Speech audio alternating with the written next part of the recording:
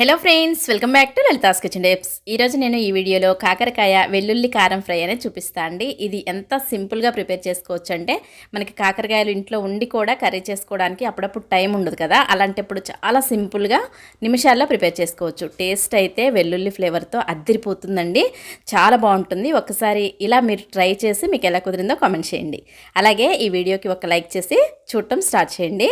దీనికోసం మనం ముందుగా కాకరకాయలు తీసుకోవాలి. నేను ఇక్కడ తీసుకున్న కాకరకాయలు వచ్చేసి 300 గ్రాముల వరకు ఉంటాయి. ఈ కాకరకాయలని మనం ఈ విధంగా ముక్కలుగా కట్ చేసుకోవాలి. శుభ్రంగా కడిగేసుకొని ఇలా మరీ చిన్నగా కాకుండా మరీ పెద్దగా కాకుండా ఇలా కట్ చేసుకోండి. ఇలా కాకరకాయ ముక్కలు కట్ చేసుకున్నామంటే అంతే అండి, 5 నుంచి 10 నిమిషాల్లో ఈ ఫ్రై రెడీ చేసుకోవచ్చు. స్టవ్ వెలిగించుకొని ఇలా ఒక కడాయి పెట్టుకొని దీంట్లోకి 1.5 టేబుల్ స్పూన్ వరకు నూనె వేసుకోవాలి. నూనె కూడా ఎక్కువగా ఏం అవసరం ఉండదని, మనం నార్మల్గా రెగ్యులర్గా ఎలా కాకరకాయ కూరకు వేసుకుంటామో అంతే నూనె వేసుకోండి, ఎక్కువగా అవసరం లేదు. నూనె వేడెక్కిన తర్వాత ఈ కాకరకాయ ముక్కలు వేసుకోవాలి. కాకరకాయ ముక్కలు మొత్తం వేసుకోవద్దు, కొన్నిగా వేసుకొని వాయిల్ వారీగా వేసుకొని వేయించుకోవాలి. చూడండి, నేను తీసుకున్న 300 గ్రాముల కాకరకాయల్లోనే కొన్ని సగం వేసాను, సగం ఉంచాను. ఈ విధంగా వేపుకోవాలి. మనము స్టవ్ అనేది హై ఫ్లేమ్లో పెట్టుకోవాలండి, లో ఫ్లేమ్ మీడియం ఫ్లేమ్ పెట్టొద్దు.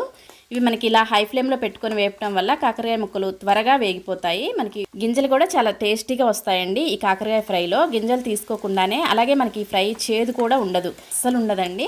ఇలా మనకి నిమిషాల్లో ఈ కాకరకాయ ముక్కలు అనేది వేగిపోతాయి. చూడండి, మనకి ఒక బ్యాచ్ వేసాం కదా, ఇలా వేపుకోవాలి.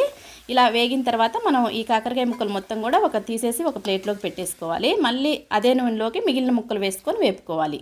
చూడండి, ఈ విధంగా మొత్తం తీసేసుకొని పక్కన పెట్టేసుకోండి. ఇప్పుడు మనం మిగిలిన ముక్కలు ఉన్నాయి కదా, అవి ఇక్కడ ఈ నూనెలో వేసేసుకోవాలి. స్టవ్ అయితే హై ఫ్లేమ్లో పెట్టుకొని మిగిలిన కాకరకాయ ముక్కల్ని అదే నూనెలోకి వేసుకోండి. నూనె కూడా ఎక్స్ట్రా ఏమీ వేయక్కర్లేదు. దీంట్లోకి ఒక 2 పచ్చిమిరపకాయలు ఈ విధంగా చీరికలుగా కట్ చేసి వేసుకోండి. ఇక్కడే అంటే మీరు లాస్ట్ వాయిలో వేసుకోవాలి ఇలా.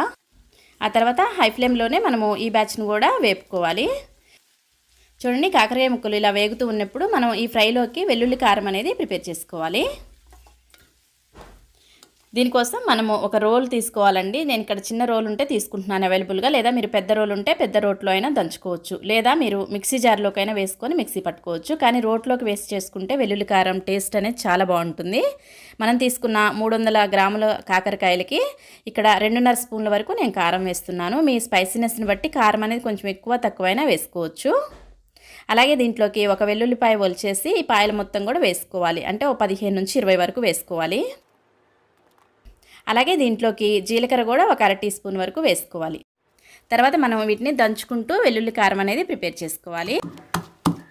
మిక్సీలో పట్టుకుంటే మనకి ఇంత వాసన అనేది రాదండి. మనం వెల్లుల్లిపాయ కారం అనేది ఇలా దంచుకుంటూ ఉంటే గుమగుమలాడుతూ మంచి స్మెల్ వస్తుంది, వెల్లుల్లి ఫ్లేవర్తో చాలా బాగుంటుంది. మధ్య మధ్యలో ఈ విధంగా కలుపుకుంటూ దంచుకోవాలి, లేదంటే వెల్లుల్లిపాయలు పూర్తిగా నలగవు. ఇలా దంచుకొని వెల్లుల్లి కారం అనేది ప్రిపేర్ చేసుకొని పక్కన పెట్టేసుకోండి. మనకి కాకరకాయ ముక్కలు వేగుతున్నాయి కదా, ఒకసారి అవి చూద్దాము. చూడండి, మనం రెండోసారి వేపుకుంటున్న ముక్కలు ఇవి కూడా మనకి వేగటానికి వచ్చాయి. ఇప్పుడు ఇలా వేగిన తర్వాత ఇప్పుడు మనం దీంట్లోకి అంటే మనం చివరి వాయిలోకి కరివేపాకు కూడా వేసుకోవాలి. ఒక గుప్పెడు కరివేపాకు వేసుకొని ఇది కూడా ఇది విధంగా కలుపుకోండి. ఇలా మనం హై ఫ్లేమ్లో వేపుకుంటాం కాబట్టి వెంటనే వేగిపోతాయండి, ఎంతో టైం పట్టదు. ఇప్పుడు మనం ముందుగా వేయించి పెట్టుకున్న ఈ కాకరకాయ ముక్కలు మొత్తం కూడా దీంట్లోకి వేసేసుకోవాలి. అలాగే దీంట్లోకి ఒక 1/2 టీ స్పూన్ వరకు పసుపు కూడా వేసుకోండి. ఈ ముక్కలు మొత్తం వేగిన తర్వాత స్టవ్ అనేది మనం లో ఫ్లేమ్లోనే పెట్టుకోవాలి, హై ఫ్లేమ్లో ఉంచొద్దు. చూడండి, ఈ విధంగా మనకి ప్రిపేర్ అయిన తర్వాత ఇప్పుడు మనం వెల్లుల్లి కారం దంచి పెట్టుకున్నాం కదా, అది మొత్తం కూడా ఇప్పుడు కాకరకాయ ముక్కల్లోకి వేసుకోవాలి. అలాగే మీ రుచికి తగ్గట్లుగా ఉప్పు కూడా ఇక్కడే వేసేసుకోవాలి.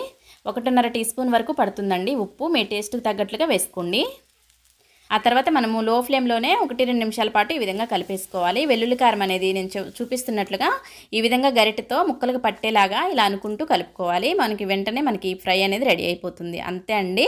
చివరిలో మనం దీంట్లోకి ధనియాల పౌడర్ కొంచెం వేసుకుంటే చాలా బాగుంటుంది. ఒక 1/2 టీ స్పూన్ వరకు ధనియాల పౌడర్ వేసుకోండి. తర్వాత ఒకసారి ఈ విధంగా కలిపేసుకొని కొత్తిమీర తరుగు మీకు ఇష్టమైతే వేసుకోండి, ఇది ఆప్షనల్ మాత్రమే. కొంచెం కొత్తిమీర తరుగు వేసేసుకొని స్టవ్ ఆఫ్ చేసేసుకొని కలిపేసి ఈ విధంగా మనం తీసేసుకొని సర్వ్ అవుట్ చేసుకోవడమే. చాలా ఈజీగా నిమిషాల్లో అయిపోతుందండి. టేస్ట్ అయితే చాలా బాగుంటుంది.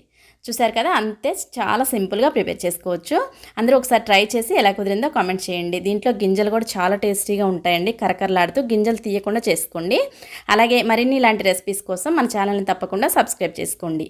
ఈ రెసిపీ మీకు నచ్చితే లైక్ చేయడం మర్చిపోవద్దు. Thank you for watching my videos. Have a nice day. Bye.